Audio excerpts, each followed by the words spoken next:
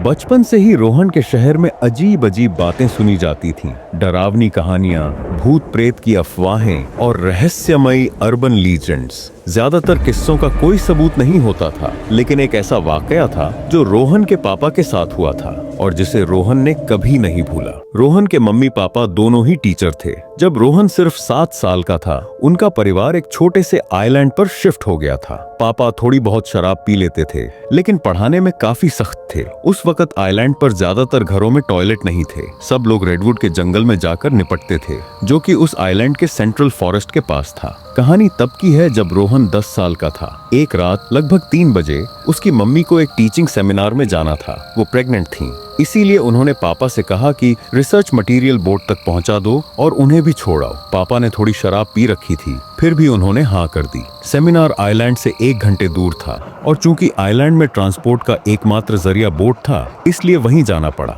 Mummy को boat तक छोड़ने के बाद पापा को अचानक तेज पेट दर्द हुआ और टॉयलेट जाना पड़ा। वहाँ कोई पब्लिक टॉयलेट नहीं था, तो वो पास के एक पुराने लकड़ी के गोदाम की ओर भागे। जैसे ही वो झाड़ियों में बैठे, उन्हें कुछ दूर हरकत सी दिखी। एक अजीब जीव जो सांप जैसा लग रहा था, लेकिन उससे कहीं बड़ा, और उसका ऊपर का हिस्सा सुअर जैसा था। पापा ने पहले सोचा कि ये पेट दर्द की वजह से कोई वहम है, लेकिन अंदर ही अंदर अजीब सी बेचैनी होने लगी। उन्होंने दोबारा देखा, लेकिन वहाँ कुछ नहीं था। उन्होंने लाइटर जलाया और रोशनी पड़ते ही जो नजारा दिखा, उसने होश उड़ा दिए। पापा बिना पैंट पहने ही उल्टे कदम भागते हुए घर पहुंचे, तलवार उठाई और हिम्मत करके फिर से उसी जगह पहुंचे, लेकिन अब वहाँ कुछ नहीं था। डर इतना गहरा था कि पूरी रात नींद नहीं आई। पापा सीधा बाहर गए और अपने दोस्तों को पूरी बात बताई। उन्होंने बताया, जो मैंने देखा वो आधा आदमी, आधा सांप और आधा सुअर जैसा था। उसकी आंखें खून जैसी लाल थीं,